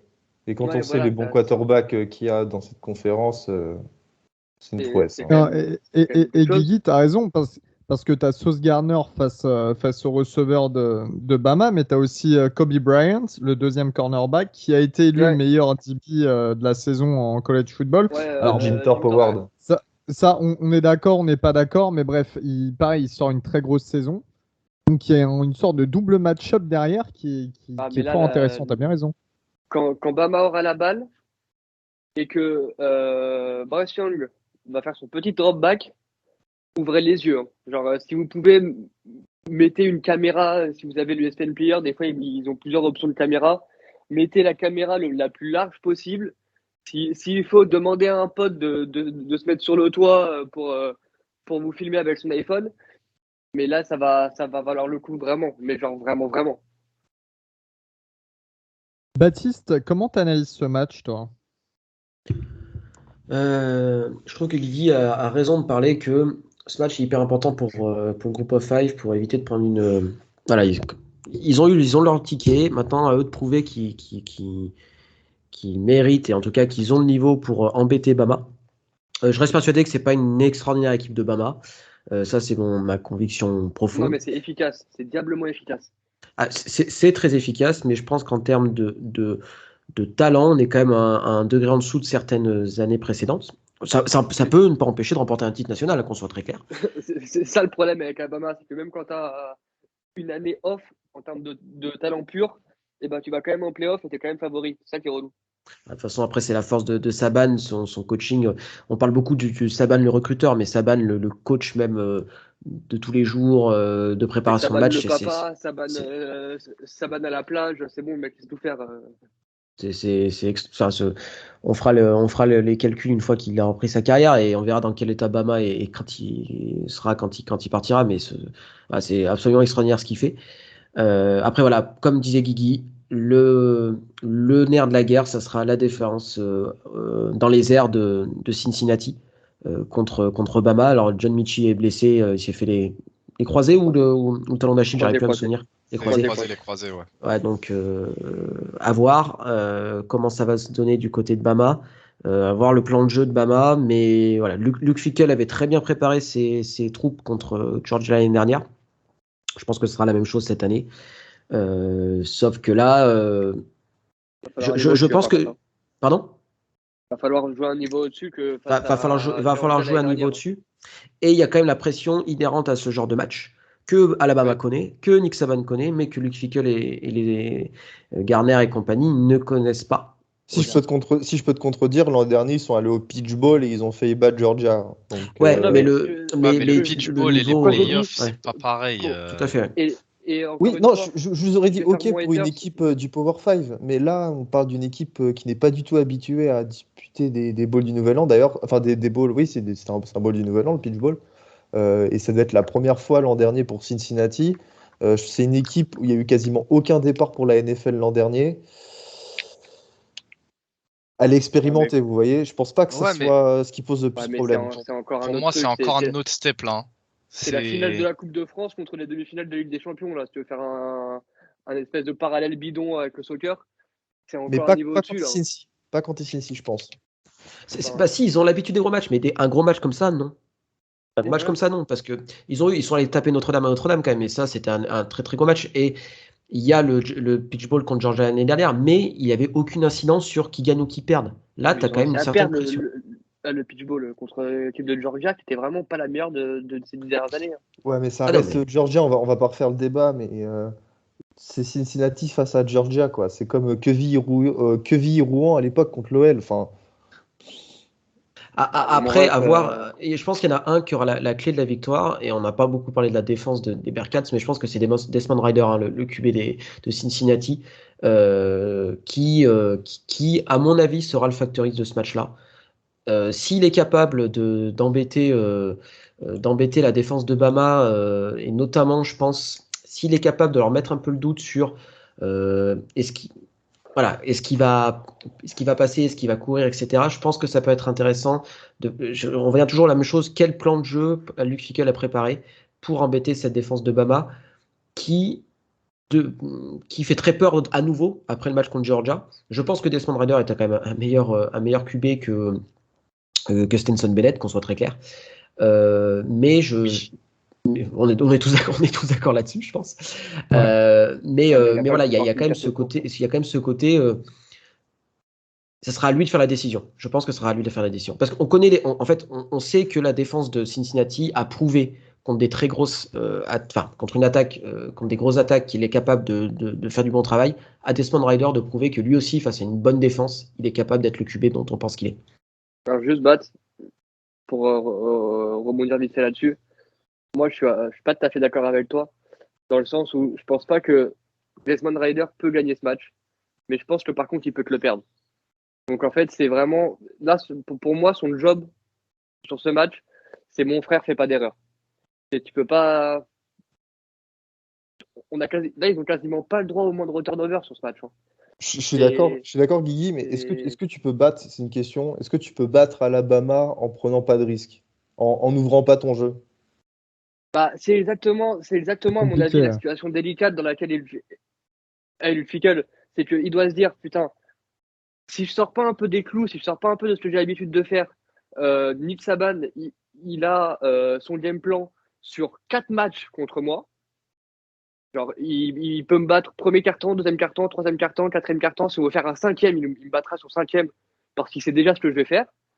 Mais en même temps, bah, c'est Bama en fait. Donc, il y a un moment où si tu commences à jouer un peu avec les affaires du pape, ouais, tu vois, pour moi, c'est un truc, c'est vachement, il est dans une situation vachement galère là, Luke Fickell. Du coup, Guigui, ouais, vas-y, Babs.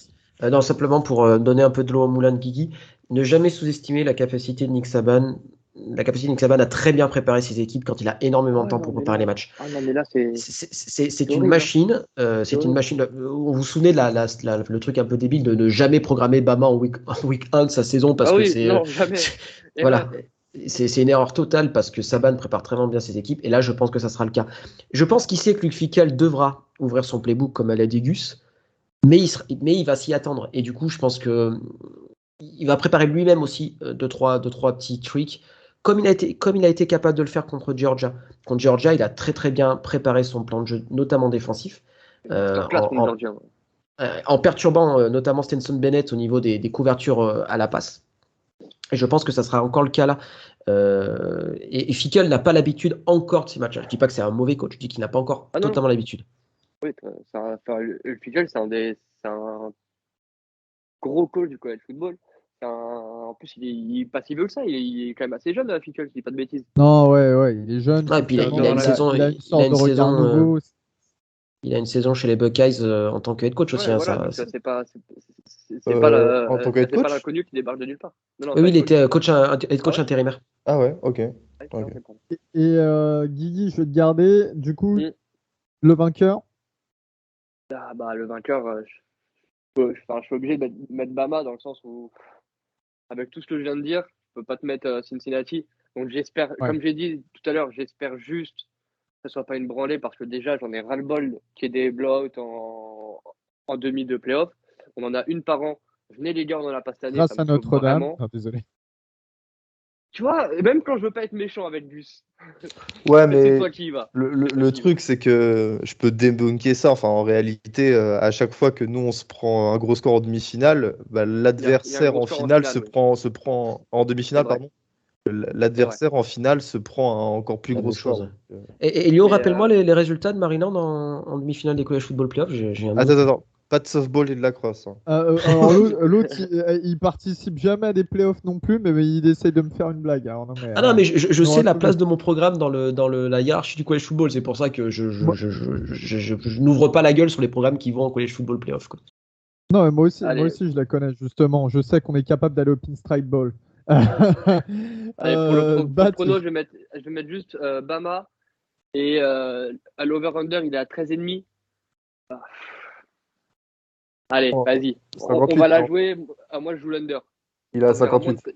il y aura pas l'over-under, le plus-minus là. Ils sont Bama, ils sont favoris de 13 points et demi.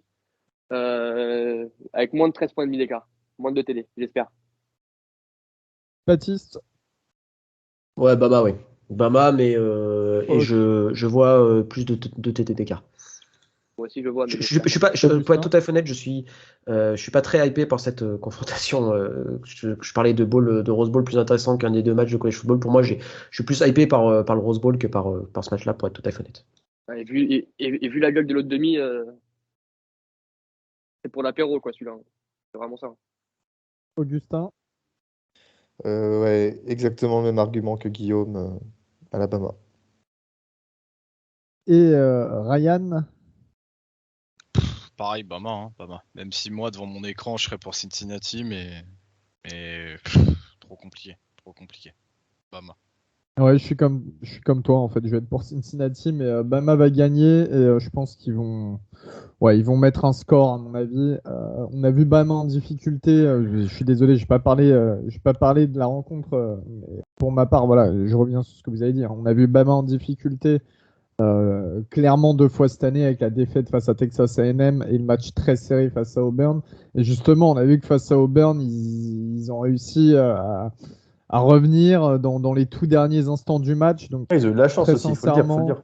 Ils ont eu de la chance. non, mais Avec Tank Bixby qui ils ont eu sort de la du terrain. Oui, ils ont eu de la ils ont eu chance. de la chance, mais ils ont Ça jamais fait lâché partie. aussi. Tu vois ce que je veux te Ouais. dire? Ouais, mais ça fait partie Et du jeu, ouais, ils ont comme le dit Bat. renversé le match au final. Tu la provoques. Le drive de 99 yards Là, il est incroyable. à 3 minutes de la fin, c'est pas que de la chance, celui-ci. Hein. Mais je suis d'accord Non, avec mais vous. je Ouais, parlais voilà. de l'action avant, ça fait partie du jeu, mais voilà, Bah ouais. c'est aussi ça, on revient à ça, mais c'est la force de Saban, quoi. Même quand c'est compliqué, il Le arrive à génie gagner. tactique. Et voilà, c'est pour ça que c'est le plus grand coach de tous les temps. Donc voilà, en tout cas, très intéressant comme match-up, hein. Et moi, ce que vraiment, j'insiste là-dessus quand même, du côté de Cincinnati, on plaidait un petit peu pour eux pour les playoffs l'année dernière. Là, vraiment, ils ont des joueurs qui sont tous arrivés à maturité, je dirais, Ouais. si on va comparer à il y a un an. Donc, c'est le meilleur moment pour eux. C'est le meilleur moment, c'est le moment où ils ont l'équipe la plus complète. Et bien entendu, il n'y a pas d'opt-out sur les playoffs. Donc voilà, ça va être un match quand même assez incroyable à voir.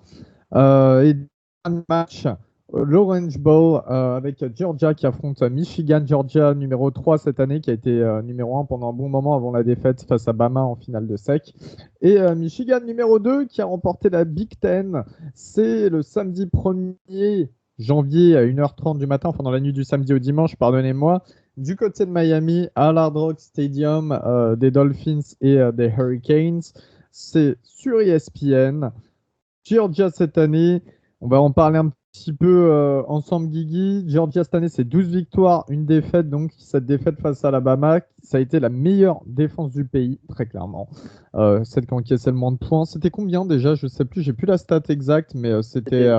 C'était Bama il y a déjà un petit bout de temps qui avait pris genre une 60aine de points sur la saison. C'est pas dans les années 70? Ouais, c'était il y a longtemps. Ça faisait longtemps qu'on n'avait pas vu une défense aussi dominante. Ouais. Et donc, cette fin de saison avec la défaite face à Alabama, 41-24 en SEC Championship. En face, Michigan, 12 victoires, une défaite. Et bien, la défaite, étrangement, c'est face aux rivaux de Michigan State, 33-37, donc défaite très serrée, hein. Et une victoire excellente en dernière journée, on en parlait tout à l'heure, face à Ohio State, 42-27 pour The Game. C'était incroyable, l'ambiance électrique du côté d'Ann Arbor. Et puis une victoire, alors là, c'est quand même, faut le dire, faut noter ça, c'est une victoire haut la main face à Iowa. Iowa qui a séduit pendant longtemps durant cette saison, puis un petit peu déçu, mais bon, victoire 42-3 en Big Ten Championship. Pour que Iowa ne passe que 3 points, faut le faire. Et pour en mettre 42 face au DB d'Iowa, faut le faire également. Donc un excellent match-up et c'est la première fois depuis la création des playoffs qu'une équipe non classée en pré-saison se hisse en playoffs. Donc chapeau à Michigan. On a eu 2 confrontations entre ces 2 équipes. Une victoire pour Georgia, une pour Michigan. La dernière rencontre était, messieurs, en 1965, début de la guerre du Vietnam. Voilà, au niveau des joueurs, on parlait tout à l'heure du protocole Covid. Eh bien, justement, il y a quelques petits soucis du côté de Georgia. JT Daniels et George Pickens sont en protocole Covid, hein, ils ont Covid. Euh, on est quoi? Ouais, un petit peu moins 8 jours avant le match à peu près. Pour l'instant, on ne sait pas s'il y a plus de joueurs touchés que ça. Georgia, on dit que JT Daniels a quand même été pas mal en contact avec des joueurs. Donc, on n'en sait rien. On ne sait pas comment ça va se passer à ce niveau-là. Ils vont le régler d'une manière ou d'une autre. Peut-être pas la plus clean, mais à mon avis, ça va être réglé ce souci. Guigui, comment tu analyses ce match? Comment tu vois ce match? Qui Bah, foncièrement n'est peut-être pas le match le plus offensif de l'année. peut-être pas le match le plus offensif de l'année, mais juste avant, on parlait du match-up receveur de Bama contre DB de Cincinnati. Là, on va avoir un autre football, à mon avis. Et là, moi, j'ai hâte de voir le match-up, comment ça s'appelle, euh, entre, entre Haskins et la O-line de Michigan face au front seven de Georgia. Moi, je pense que l'équipe qui aura le plus de temps de possession gagnera ce match. Parce que c'est deux équipes qui courent énormément. C'est deux équipes qui aiment courir énormément. C'est deux équipes qui n'ont pas forcément les meilleurs quarterbacks du college football. Donc ça va, pour moi, ça va se régler au sol, cette histoire. Et, euh, et pour moi, cette année, il n'y aura qu'une seule équipe de SEC en finale. Et ça sera pas Georgia. Et donc, je pense qu'on va avoir un match-up 1 contre 2 en finale. Donc, Bama Michigan. Et ouais, moi, je donne l'avantage à Michigan sur ce match. Parce que je pense que. D'ailleurs, c'est pas Michigan qui a gagné le trophée de meilleur relais de la. Si. C'est ça, hein, le Exact. Joe Moore. Donc, Exact. dans les tranchées, ça va être un enfer. Ça va être magnifique, je pense. Et je pense qu'il y a peut-être un ou deux joueurs, je dirais pas de nom, mais qui vont peut-être se rendre compte qu'ils sont peut-être pas si dominants que ça au final. Hein, un petit Euh, 99 du côté de Georgia, par exemple. arrête tes bêtises. Après, Moi, pour ma part, depuis le début de la saison, je maintiens, hein, et Réal est d'accord avec moi là-dessus. Hein. C'est Je suis c'est d'accord, jamais le meilleur D-line c'est je suis jamais le meilleur d'accord D-line. jusqu'à une certaine mesure. Mais pour moi, Comme il c'est même amène, pas comme il amène les copains dans ses arguments Non, foireux, non, là, mais on le parce voit. que non, c'est mais même parce que pas, ça, c'est même pas le meilleur D-line de son équipe, frère. C'est même pas le on meilleur en a D-line de son Ah, mais parlé en équipe. Faut arrêter avec ce privé. mec-là. On en a parlé en privé. Jordan Davis, c'est très compliqué. Je pense que les gens ont tendance à le voir plus beau qu'il ne l'est. Vraiment. Et ça, ça, ça, c'est un autre débat, effectivement. quand je vois comment J'ai il pas s'est dit que c'est fait un mauvais joueur. Hein. chicoter par Bama, je peux te dire que prends ce mec-là au premier tour pour justement qu'il te drive ta D-line en NFL et il y a des chances que tu sois déçu. mais au niveau de la défense de Georgia, et là je vais revenir là-dessus, on a quand même une défense. Il y a du top player Bon, partout. et je suis désolé, il Il y a du y a top des player partout, on est playmakers un peu d'accord. partout. T'as Ah oui, non, mais ça, on Nakobe est Dean d'accord. en linebacker. C'est pour ça que je t'ai dit que Ça, cette année, c'est la meilleure défense du pays.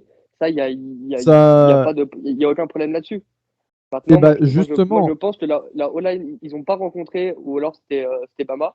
Et encore, je pense que la O-line de Michigan, au-dessus de celle de Bama, et on Oui. a vu cette année contre Bama. Enfin, Moi, les meilleurs.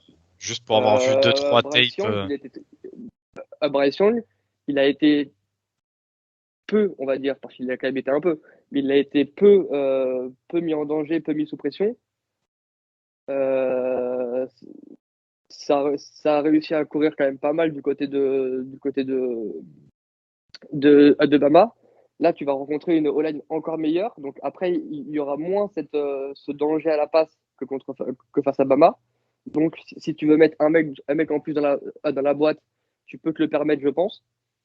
Surtout vu les DB-tas, tu peux faire le pari de mes DB sont meilleurs que les receveurs, donc on va quasiment jouer que, que de la manne et on va mettre tout le monde dans la boîte. C'est une possibilité. Mais, euh, mais ça va être un très très beau match-up, je pense. Moi, pour ma part, je te le dis, je pense que la défense de Georgia est beaucoup trop forte comparée à l'attaque de Michigan. Alors, je m'explique. Michigan, c'est vrai qu'ils jouent un jeu à la course assez exceptionnel, notamment avec en tête d'affiche, comme tu disais, Hasan Haskins, mais également Blake Corum, qui est un très bon running back. Oui. Encore une fois, et moi, j'en ai parlé tout au long de l'année, ça va être du game management parce que notre ami Kane McNamara au poste receveur, c'est vraiment pas ça. De temps en temps, il y a des sortes de brain fart. Il y a de Il est très quarterback, très non? bons DB. Ouais, quarterback. Ouais, au poste McNamara. quarterback, n'importe quoi, n'importe quoi. Oui, C'est au pas le poste seul à avoir des quarterback. brain farts d'ailleurs. Au poste de DB du côté de Georgia, c'est extrêmement fourni. Il y a Lewis Sign, le safety. Il y a Ringo, le cornerback. Enfin, et je parle pas des autres. Il y a Darian Kendrick aussi de l'autre côté. Enfin, bref, il y a, le jeu à la passe, sincèrement, de Michigan, pour moi, va être réduit à néant. On se le dise comme ça. Il suffit que sur la D-line, ils arrivent à mettre une bonne pression ou à créer le run stop. Et là, le match est plié. Alors après, bien sûr, en face, l'attaque de Georgia, c'est pas forcément ça. Déjà, on n'en sait rien là, avec les histoires de protocole Covid. Si Pickens joue pas, c'est un très gros manque. Clairement, c'est un des meilleurs receveurs Et du college football. pareil pour JT Daniels, tu te rends compte s'ils n'ont pas leur quarterback président Heisman, président de premier Non, tour, mais de toute manière, président de la République française. de toute manière, c'est Stetson Bennett qui allait démarrer, à mon avis. Ah oui, Bennett, c'est pardon, j'avais pareil, je ne oublié. suis pas non plus confiant à 300% sur ses capacités à gérer ce genre de gros match. On l'a vu notamment face à Bama, soyons clairs. Après, pourquoi pas. Et Georgia aussi a un bon jeu à la course, Zamir Wade, James Cook, Kenny McIntosh. Enfin, ils ont du monde, voilà, ils peuvent faire courir un petit peu tout et n'importe quoi. Mais j'avoue que je pense que ce match sera quand même une belle confrontation défensive, que ça va se jouer là. Et si ça doit se jouer à cet endroit-là, je vois bien quand même l'avantage Georgia. Alors bien sûr, en face, on a quand même du Aidan Hutchinson et du Ojabo. Faut pas le négliger non plus. Je pense que sur le papier, en termes de talent pur, il y a quand même plus d'arguments pour l'équipe de SEC. Donc voilà, je sais pas ce que vous en pensez, Bat, Gus, Ryan, si quelqu'un a un petit avis Moi, sur ce match. il y a un match-up que je suis très curieux de voir, c'est comment McDonald, le defensive coordinator de Michigan, va gérer les deux tight ends du côté de Georgia. Notamment Brock Bowers, pardon, le true freshman qui est une machine. Je suis assez curieux de savoir s'ils vont pas jouer avec deux tight ends de temps en temps, avec Darnell Washington aussi. Il joue, on est d'accord, Darnell Washington, il est apte, parce que c'est un peu, les deux là, c'est des putains de mismatch, je pense, en défense malheureusement pour Michigan. Et puis le rôle de Daxton Hill, le safety du côté des Wolverines, va être hyper important, je pense. Un joueur que j'adore. Donc voilà, donc je suis assez curieux de voir Brock Bowers contre la secondary et les linebackers de Michigan.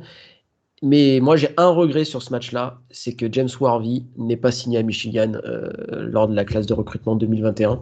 Parce que c'est un peu, je pense, le chaînon manquant du côté des Wolverines, c'est ce receveur capable de mettre le feu à une défense. Pour la petite histoire, James Worthy avait signé sa lettre avec Michigan avant de se rétracter et partir du côté du Texas avec le succès qu'on connaît du côté des Longhorns. C'est probablement le meilleur receveur true freshman du pays. Donc voilà, donc il aurait fait énormément de bien à Michigan cette année. Et il voulait jouer à SEC. Ryan? Moi, je suis assez d'accord avec ce qu'a dit Guillaume sur le fait que le match se jouera, je pense, sur la O-line.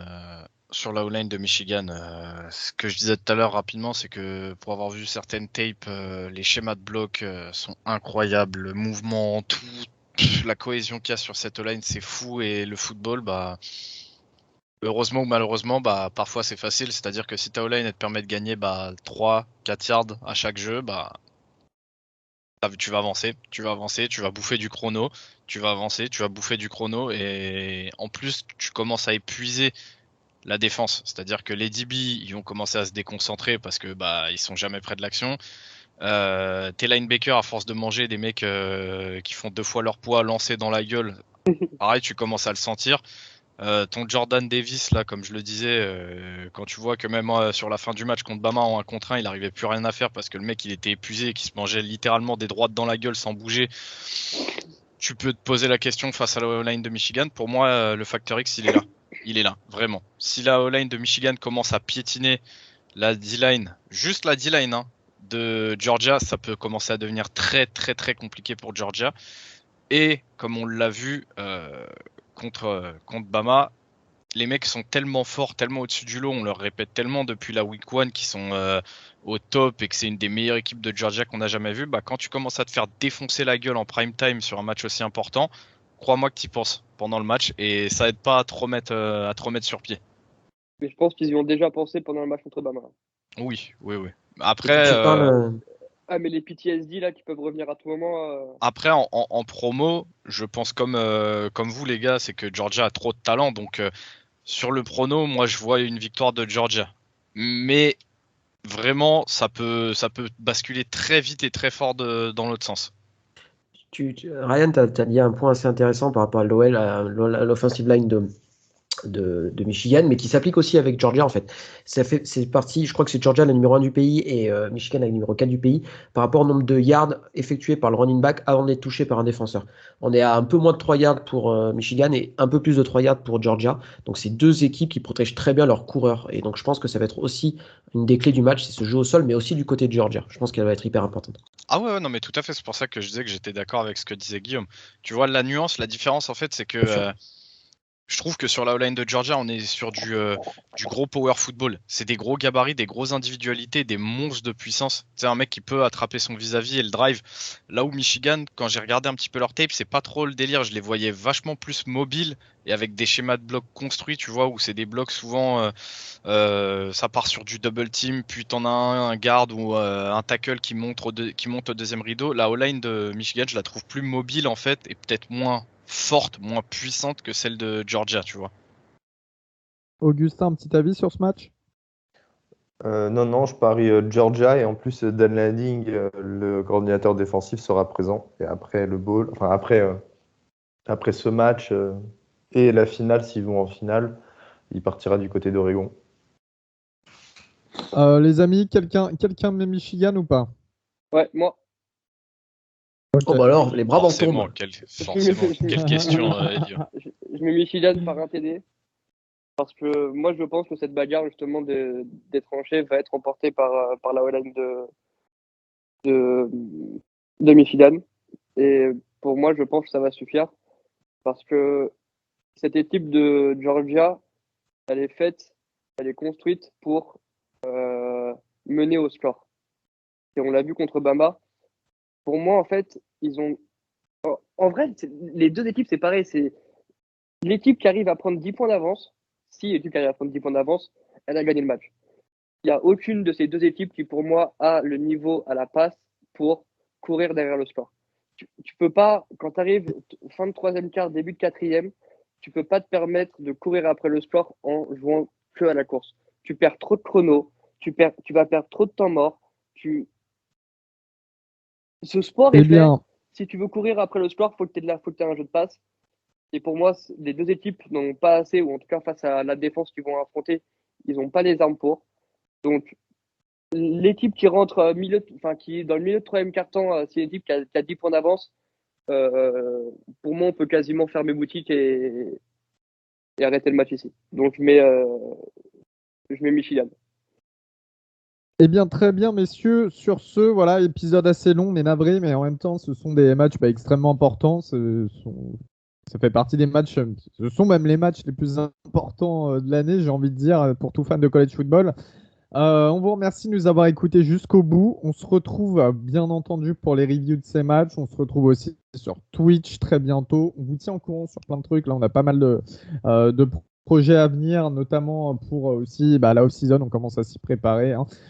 Ça va assez se rythmer sur The Street Play. N'hésitez pas une nouvelle fois à jouer. Vous avez encore, une journée pour jouer pour le jeu cadeau Maryland à gagner.